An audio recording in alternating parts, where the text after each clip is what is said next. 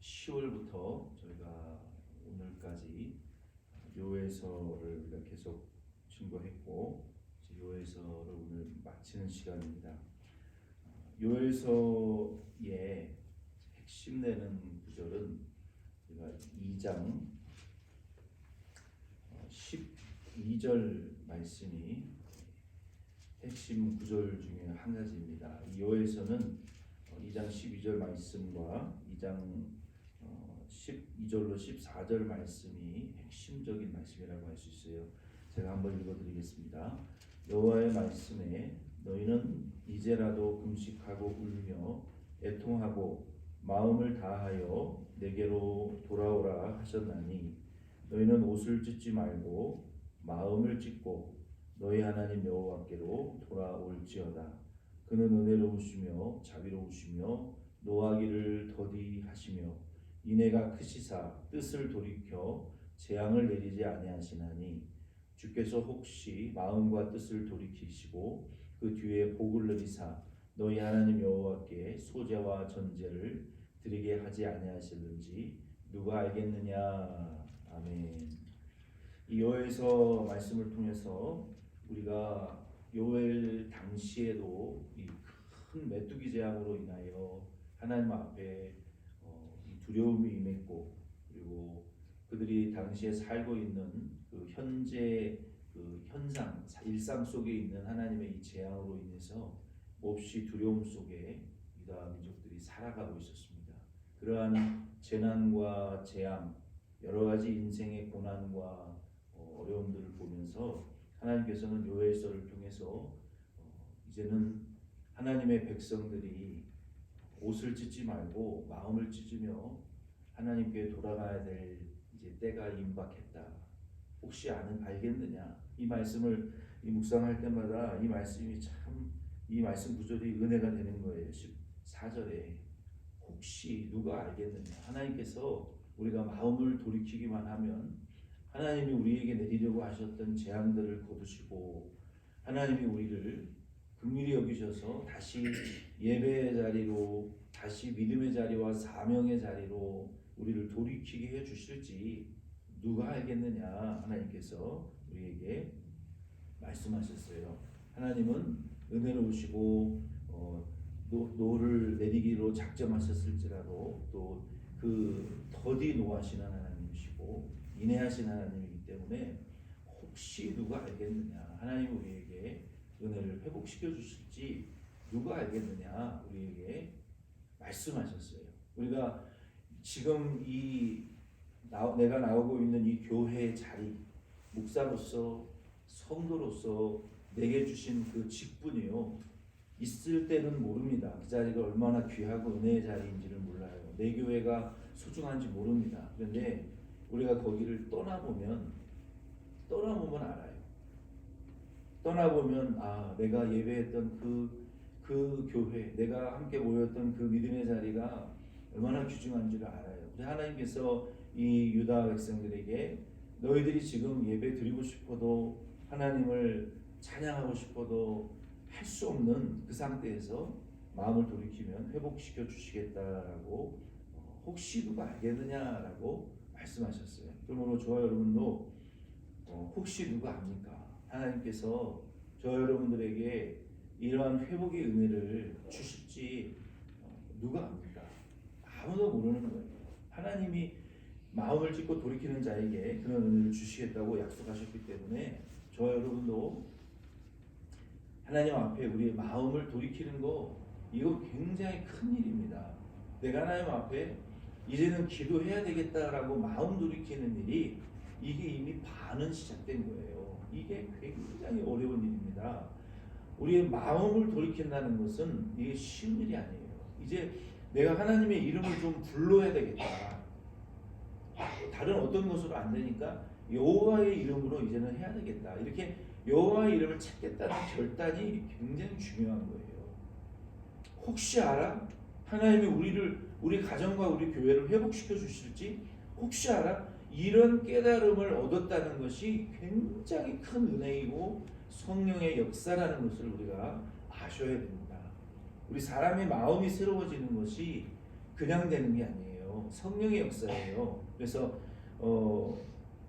이렇게 마음을 돌이키고 회복하는 자들에게 하나님이 은혜를 회복시켜 주시겠다고 약속하셨고, 또 2장 32절 말씀에도 보면은 누구든지 여호와의 이름을 부르는 자는 구원을 얻으리라. 이는 나 여호와의 말대로 시온산과 예루살렘에서 피할 자가 있을 것이며 남은 자 중에 나 여호와의 부름을 받을 자가 있을 것임이니라 라고 말씀하셨어요. 하나님께서 우리 덴버시온 장로교회를 통해서 우리가 이름만 시온 장로교회가 되면 안 돼요. 시온이라는 것은 구약 성경에 특별히 다윗과 연결된 개념입니다.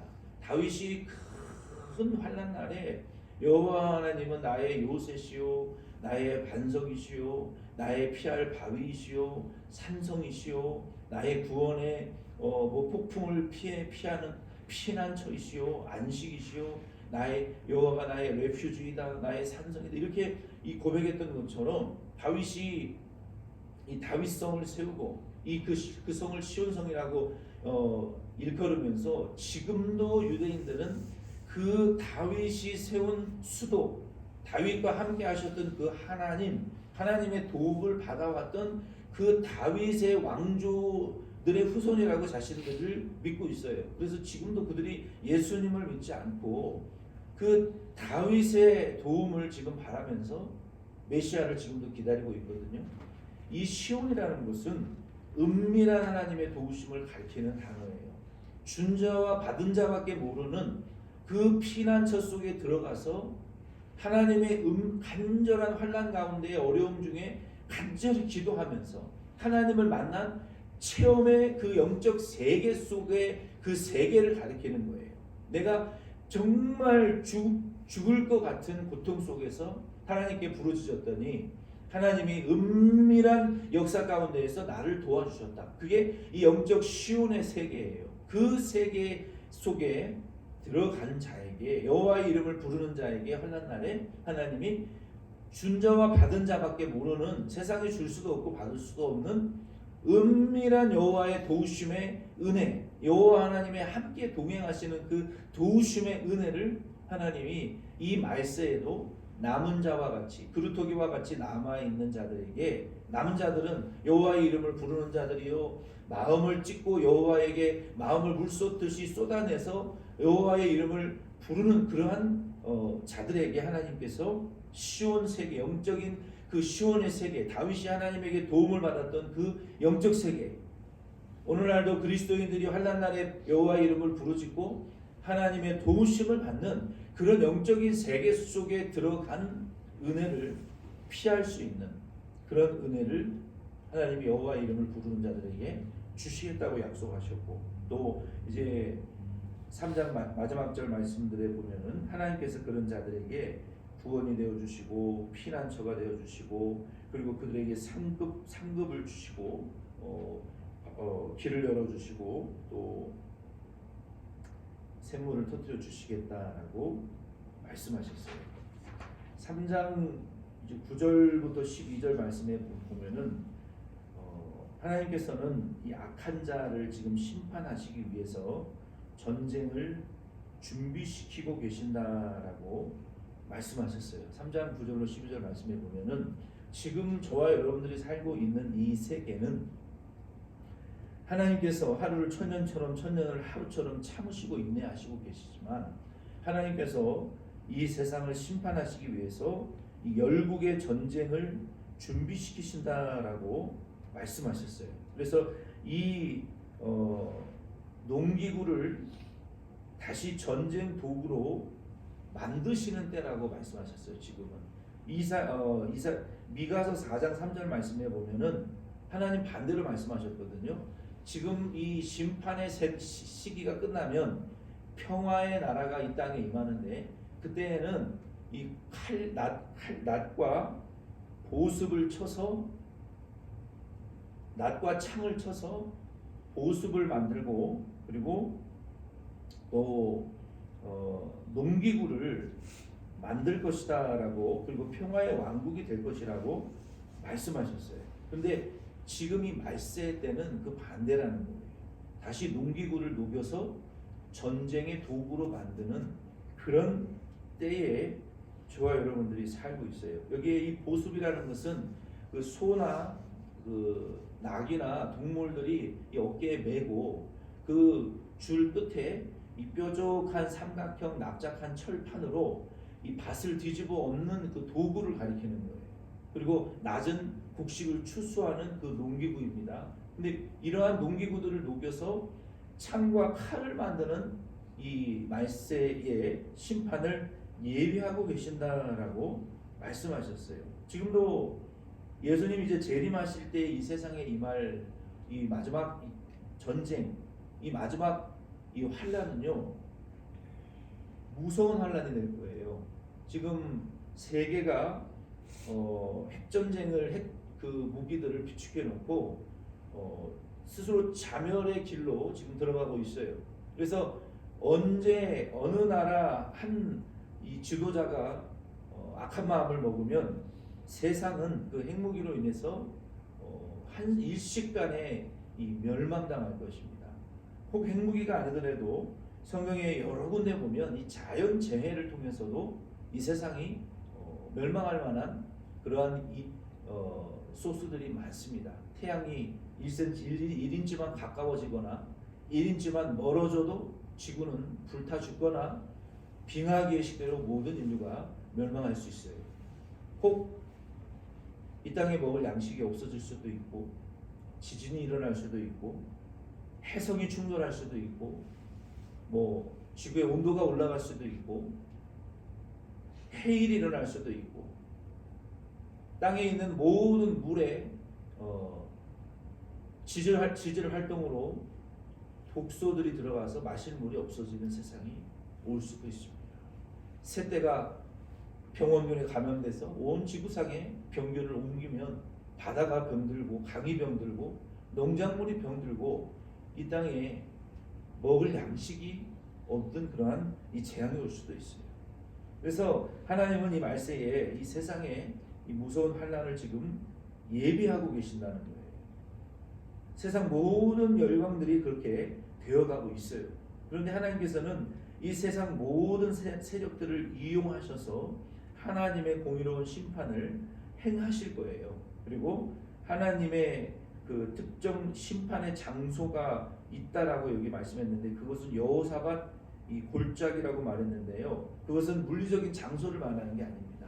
이 여호사밧 골짜기라는 것은 하나님께서 유다 그 여호사밧 왕 때에 모압과 암몬 족속이 침략했을 때에 역대하 20장 1절 이하의 말씀에 보면 그 암몬과 모압 족속을 심판하신 장소가 여호사밧 골짜기예요. 그래서 그와 같이 하나님께서는 이 세상을 악한 자들을 심판하시는 여호사밧 골짜기와 같은 장소로 활용하실 것이고 이 세계 열강의 모든 그 전쟁 세력들을 이용하셔서 하나님께서 이 세상을 심판하실 것이라고 말씀하셨어요. 13절 말씀에 보면은 말세가 될수록 이 세상은 포도가 익어가는 것들처럼 의로운 자들은 영혼의 완숙의 단계에 들어가고 반면에 불의한 자들은 그 악독이 가득 차게 될 것이라고 말씀하셨어요. 디모데후서 3장 13절에도 보면은 악한 사람들은 속이는 자들은 더 악해지고 더 악한 것으로 더 속이고 더 속는 그런 세상이 될 것이라고 말씀하셨어요. 그러니까 우리가 세상을 바라볼 때 도대체 세상이 어떻게 되려고 그러냐, 왜 이렇게 세상이 악하냐라고 하는 것이 그게 정상적인 거예요. 주님이 이미 말씀하셨어요. 그리고 요한계시록 22장 11절 말씀에 보면은 불의를 행하는 자들은 그대로 불의를 행하고 더러운 자는 그대로 더럽고 의로운 자는 그대로 의를 행하고 거룩한 자는 그대로 거룩하게 하라.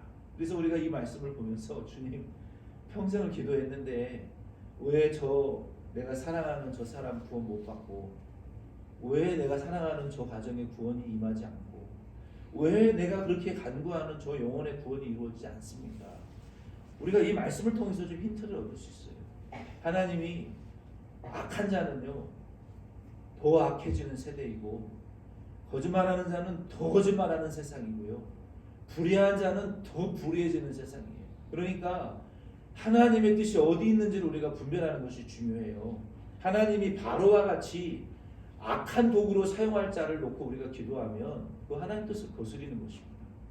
하나님이 악한 도구로 사용할 자들이 있어요. 바벨론이나 아시리아나 암본이나 유다나 모압 족속들은 악한 도구로 쓰임받은 도구였어요. 구약성경에 보면 우리가 그 영혼들을 위해서 기도하는 것은 아말렉 족속들을 위해서 기도하는 것은 그 하나님 뜻이 아닙니다. 아말렉 족속들이나 가룟 유다와 같은 자들은 하나님이 심판받기로 작정된 자들이에요. 하나님의 구원받기로 작정된 자들을 위해서 우리가 기도하고 하나님의 뜻이 어디 있는지를 먼저 분별하고 기도해야 되는 거예요. 하나님의 뜻을 위해서 발람과 같이 기도하지 말라고 한 자들을 위해서 기도하고 하나님의 받은 저주가 있습니다. 하나님이 기도하라고 하는 이스라엘 민족을 위해서 기도해야죠. 하나님이 들어서 쓰시는 자들을 위해서 기도해야죠. 하나님이 들어서 역사하시는 종들을 위해서 기도해야죠. 그래서 우리가 하나님의 뜻을 분별하는 것이 제일 우선이고 중요한 거예요.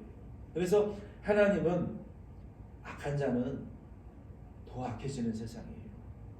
불의한 자는 더 불의해지고 거짓말하는 자는 더 거짓말하고 죄 짓는 자는 더 죄를 져요. 그래서 우리가 믿지 않는 영혼들을 위해서 기도하고 불신자를 위해서 기도해야 되지만요, 가장 중요한 것은 하나님의 뜻을 분별하면서 내 영혼을 위해서 우리가 기도하고 우리는요 뱀처럼 그래서 지혜로워야 되는 거예요. 비둘기처럼 성결하되 뱀처럼 지혜로워서 악한 자들은 자기 악한 대로 나아가지만 우리는요 지혜로워서 내 영혼의 구원을 이루어가면서 우리는 지혜롭게 우리는 내 자신이 먼저 의로워져야 되고 내 자신이 먼저 성결해져야 되고 내 자신이 착해야 되고 내 자신이 더 진실하려고 기도해야 되고 내 자신이 더 의롭고 거룩한 열매들을 맺어 나가기 위해서 하나님 앞에 헌신해야 되는 거예요. 그러면 하나님께서 이방인들을 향한 구원과 하나님의 뜻은 하나님이 알아서 하십니다. 그것까지 우리가 기도할 겨를 없어요. 그것까지 우리가 하나님의 뜻을 우리가 넘어설 수가 없어요. 하나님께 맡겨놓고 안 믿는 영혼들, 구원 못 받는 영혼들 하나님께 맡겨놓고 내 교회, 내 사명, 내 직분, 내게 줄로 요만큼 재어주신 그 구역을 죽기 살기로 우리가 열매 맺는 것이 하나님 앞에 필요한 거예요. 그러면 하나님께서는 말세는 그렇게 돼가기 때문에 하나님께 맡겨놓고 안타깝지만 내가 좀 더 의로워지고 내가 좀 더 하나님 앞에 거룩하게 좀 더 진실하게 사는 것이 말세에는 더 중요합니다. 그게 뱀처럼 지혜로운 그리스도인이라고 말할 수 있어요. 하나님이 내게 주신 만큼 하나님이 베드로와 야고보와 요한에게는 유대인 전도, 내륙 이방인을 위한 전도의 사명을 주시지 않았어요. 오직 내 동족을 위한 사명만 주셨단 말이에요. 바울에게는 이 동족을 위한 사명을 주시지 않았어요. 안타깝지만 그거는 내 사명이 아니에요. 내 기도의 대상이 아니에요. 오직 이방인 그리스도인들을 위한 기도의 제목을 사명을 주셨단 말이에요. 그것만 붙들고 가는 거예요. 그것만. 다른 거 우리가 주님이 내게 주신 만큼만 붙들고 가면 되는 거예요. 저도 제게 주신 지금의 사명이 데모션 장로 교회예요. 우리가 이 재적 성도 30명 남짓 되지 않지만 왜 더 큰 교회, 더 큰 사명을 하고 싶은 마음이 없겠습니까? 목회자들이 있죠. 없다는 건 거짓말입니다. 더 큰 교회 가서 사명하고 싶고 더 큰 성도들에게 사역하고 싶은 게 왜 없다는 것이 어떻게 그렇게 없다는 게 말이 됩니까? 거짓말입니다. 있습니다. 그러나 주님이 내게 지금 주신 사명이 30명이면 그 30명의 교회를 놓고 그 영혼들을 위해서 목회하고 전력으로 그거 외에는 생각하면 안 되는 거예요. 우리 성도님들도 마찬가지예요. 내가 나오는 교회, 내게 주신 사명, 내게 맡겨주신 그 영혼들을 위해서 충성하는 게 옳은 것입니다. 그 외의 거 바라보지 마세요. 그래서 저와 여러분들은 그렇구나. 이 세상은 더 악해질 거고 더 거짓될 거고 더 불의한 세상이 되겠구나. 그러면 우리 교회는 어떻게 해야 되겠습니까? 저와 여러분들은 의를 향해서 부름받은 교회와 성도들은 어떻게 해야 되겠습니까? 세상이 어떠하든지 개의치 말고 우리는 더 의로워지고 더 진실하고 더 거룩하기 위해서 믿음을 정진해 나가야 된다는 것입니다. 그러면 우리는 더 완숙의 단계에 들어갈 것이고, 이 세상은 때가 되면 요한계시록 14장 18절로 20절 말씀해 보면 크고 예리한 낯을 가진 천사가 옵니다. 여러분, 우리가 뭐 천사의 모습을 아름답게만 우리가 상상하고 계시는데요, 실제로 여기 성경에 나와 있는 천사의 모습을 우리가 보잖아요. 무시무시한 천사들이에요. 정말 두려운 형상들을 가지고 있습니다. 그 큰 예리한 이 낯을 가진 이 광명한 천사가 이제 때가 되면 예수님 재림하시기 전에 그 재단으로부터 천국의 재단으로부터 그 천사가 이 낫을 가지고 와서 큰 음성을 외치면서 이 땅에 있는 포도송이를 이게 거둡니다. 쳐서 거둬요. 그거는 이 땅을 심판의 피를 흘리시겠다는 거예요. 그래서 그 낫을 휘두르는 때가 오면 이제 예수님 재림 직전에 이 인구의 3분의 1이 심판받는 때가 옵니다. 이 지구상에. 여러분, 지금 우리가 80억 정도 살고 있는 지구상의 3분의 1이면 몇십억의 인류가 죽게 됩니까? 어마어마한 심판이 임하게 됩니다. 그 심판이 임하게 되면요, 그 심판으로 인하여 흘린 피가 어디까지 차게 되냐면 말의 굴레까지 이 땅에 그 심판의 사람의 죽은 피로, 그 피로 이 땅에 그와 같이 무서운 심판이 말 굴레까지 이 피가 올라차는 그런 무서운 심판이 이 땅에 1600 스타디온에 퍼지는 그러한 심판이 이 땅에 임하게 될 텐데, 여호와의 이름을 부르는 자들에게는 여호와의 심판의 날에 여호와께서 구원하실 것이고 우리의 피난처가 되어 주실 것이다 라고 약속하셨어요. 그리고 유다는 3장 18절 21절 말씀해 보면 회복될 것이라고 말씀하셨습니다. 그 유다가 회복되어지게 되면 18절에 보면은 그날에라고 말씀하셨는데, 그날은 예수 그리스도의 초림을 의미하기도 하고 예수 그리스도의 재림을 의미하기도 해요. 예수님 오시기 전에 예언된 이 요엘서의 말씀은 예수 그리스도께서 2000년 전에 요엘 때에는 미래죠. 약 2000년 전에 예수님께서 오시면, 그리고 저와 여러분들을 향해서는 이제 예수님이 다시 오시는 그때는 언제입니까? 재림의 때를 가리키는 것이죠. 이 예수님의 초림과 재림을 통해서 그날에 예수 그리스도를 통해서 교회가 세워지고 성도들이 구원받고 그리고 포도주와 젖과 이 시냇물이 흐르는 그런 이 은혜가 시작되고 회복될 것이다 라고 말씀하셨어요. 여러분, 우리 그리스도인들에게는 이런 은혜가 반드시 필요합니다. 우리가 물도 필요하고요, 뭐 포도주도 필요하고요, 이 젖도 우유도 필요합니다. 뭐 포도주를 마시라는 것이 아니라 우리가 목마를 때 물도 마시고 목이 탈 때 탄산수도 마시지 않습니까? 우리가 이 포도주는 사람을 취하게 하는 거예요. 또 이 우유는 여러 가지 그 안에 풍부한 이 여러 가지 그 사람을 이 풍부하게 만드는 건강에 그 건강을 채워주는 그러한 풍성한 것들이 그 안에 들어 있습니다. 그래서 우리 예수 그리스도 안에 우리 그리스도인들의 생명을 살려내는 물과 같은, 그리고 또 우유와 젖과 같은, 기름과 같은, 포도주와 같은 그러한 풍성한 이 우리를 소생하게 하는 은혜의 역사가 우리 안에 있습니다. 그래서 이사야도 55장 1절에 누구든지 목마른 자들은 돈 없이 값 없이 예수께로 와라, 예수 믿으라는 거예요. 이사야 43장 19절 말씀에도 보면은 하나님께서 새 일을 행하시겠다고 하셨는데, 우리 교회 2022년에 약속의 말씀이잖아요. 그 말씀을 통해서 저와 여러분 안에 하나님이 어떠한 새 일을 행하시는 은혜를 주셨습니까? 저와 여러분들이 많이 느끼지는 못하지만 저는 보여요. 2022년에 우리 덴버션 장로 교회 안에 뭐 새 일을 행하시겠다고 하니까 하나님이 우리의 어떤 뭐 숫자적인 엄청난 부흥을 주실 것인가, 뭐 어떤 분들이 그런 말들을 해요. 제발 숫자가 이 교회 지금 숫자의 2배만 되면 좋겠다. 아니요. 이 말씀은 숫자를 말하고 있는 것이 아닙니다. 육에 속한 성도님들은 숫자만 바라보죠. 육신적인 성도들의 숫자가 많아지기를 소원하죠. 아니요. 저는 그런 숫자가 우선이 아닙니다. 숫자의 부흥은 아무것도 아니에요. 이 성경이 말하고자 하는 새 일이라는 것은요. 한번 여러분의 마음을 돌이켜 보십시오. 오늘 설교 초반에도 말씀을 드렸지만 저와 우리 덴모션 장로교회 하나님이 보라 내가 새 일을 행하시겠다.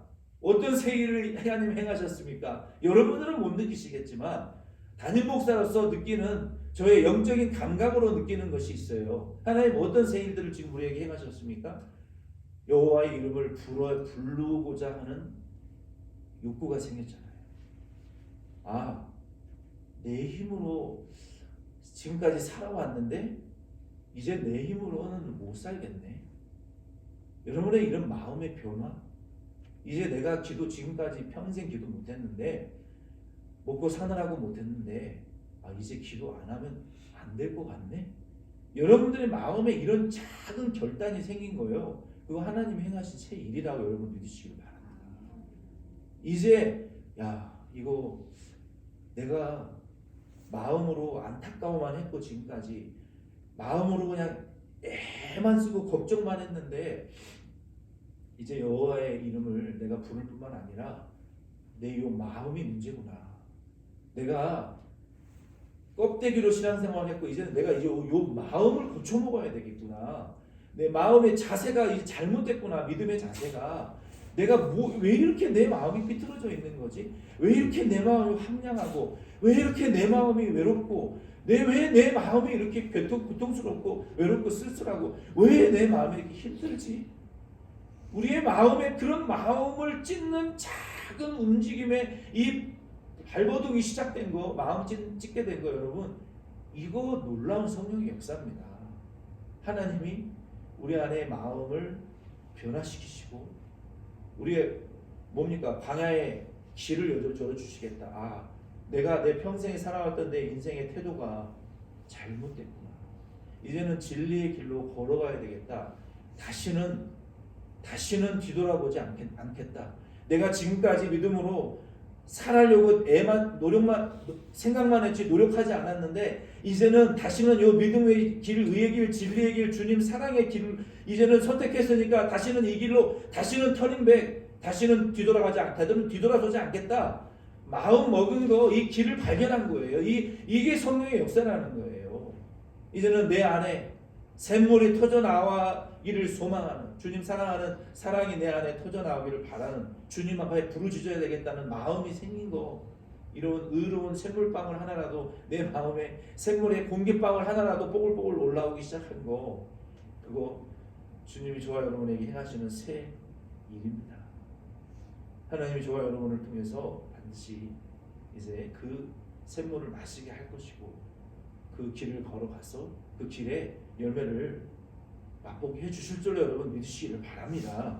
이게 우리 교회 안에 시작되는 새로운 길이고 새로운 이 물과 같은 은혜를 우리에게 부어주신 변화이고 새 역사인 것을 여러분 믿으시고 여러분 감사하시기를 바랍니다.